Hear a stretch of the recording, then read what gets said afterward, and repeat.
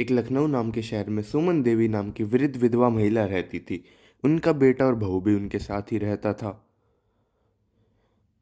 सुमन देवी बहुत मेहनत करती थी, उनकी सरकारी नौकरी थी। लेकिन उनके बेटा और बहू एक नंबर के कामचोर और निकम्मे आदमी थे। सुमन देवी उनसे बहुत परेशान रहती थी, लेकिन उन दोनों पे जू तक नहीं रेंगती थी। वो एक कान से बात सुनते, दूसरे कान से निकाल देते। सुमन देवी बहुत मेहनत करती थी। सुबह जल्दी ऑफिस जाती थी और शाम को देर से घर आती थी। महीने के आखिर में उनको तनख्वाह भी मिल जाती थी, जिससे वो घर का खर्च निकालती थी। रोहित, चलो ना, पिक्चर का टाइम हो रहा है। अरे माँ जी, जरा 500 रुपये देना। हाँ हाँ माँ, 1000 रुपये दे दो। तुम दोनों कल ही तो होटल में खाना खाने गए थे।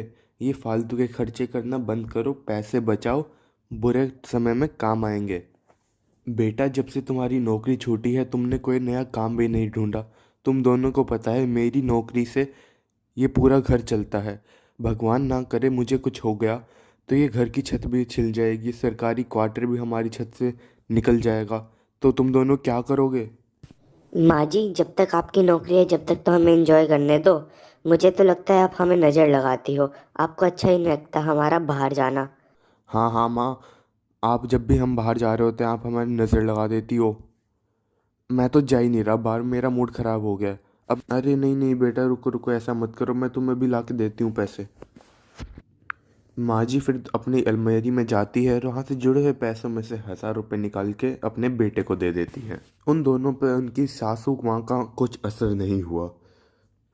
उन दोनों को बाहर घूमना बहुत अच्छा लगता था।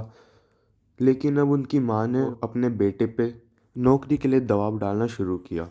लेकिन वो जब भी इंटरव्यू के लिए जाता अपनी वाइफ को अपने साथ ले जाता, और उसकी वाइफ उसके साथ होती तो वो हड़बड़ाहट में जल्दी जल्दी इंटरव्यू ख़त्म करता और वो दोनों बाहर घूमने चले जाते बचे हुए पैसों से। वो अपनी माँ से ज़्यादा पैसे ले लेते थे इंटरव्यू के नाम पे भी। वो ऐसे ही करते, अपनी माँ से पैसे लेते, इंटरव्यू देते नहीं और बाहर घूमने लग जाते।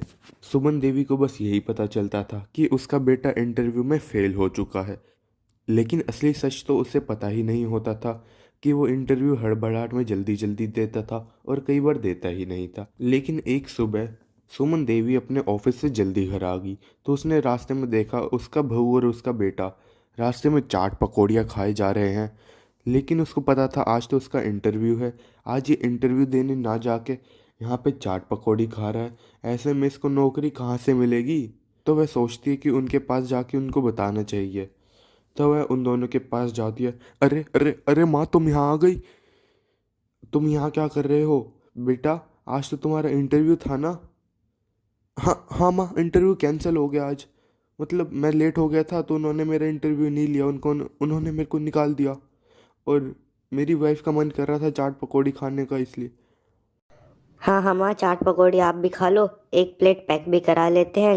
रात को रोटियां भी नहीं बनानी पड़ेंगी।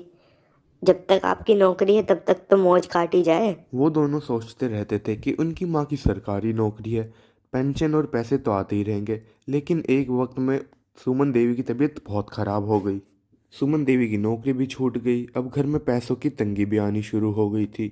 तो एक वक्त ऐसा आया कि उनको उनके घर भी छोड़ना पड़ा, क्योंकि सुमन देवी की नौकरी जा चुकी थी, अब वे गरीब हो चुके थे। अब अचानक एक दिन नेहा प्रेग्नेंट भी हो गई, उसकी वाइफ।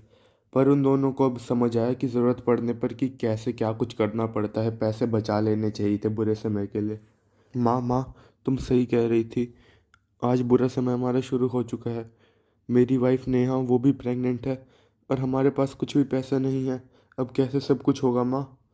अब क्या करना चाहिए माँ, अब तुम ही बताओ।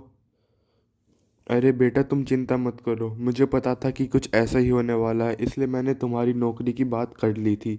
बस तुम्हें समय पे जाना है, समय पे आना है, सब कुछ काम सही समय के मुताबिक करना है और ढंग से करना है। धन्यवाद माँ। मैं आपको वचन देता हूँ मैं बिल्कुल भी लापरवाही नहीं करूँगा, अच्छे से नौकरी करूँगा, खूब पैसे कमाऊँगा।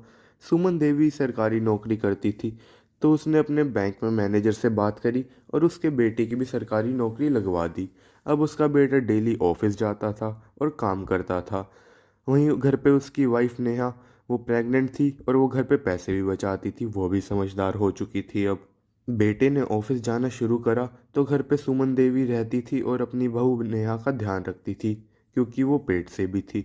अब सुमन देवी बहुत खुश थी कि उसका बेटा और बहू दोनों ही काफ़ी ज़्यादा समझदार हो चुके हैं, तो वो चैन की ज़िंदगी जीने लगे थे।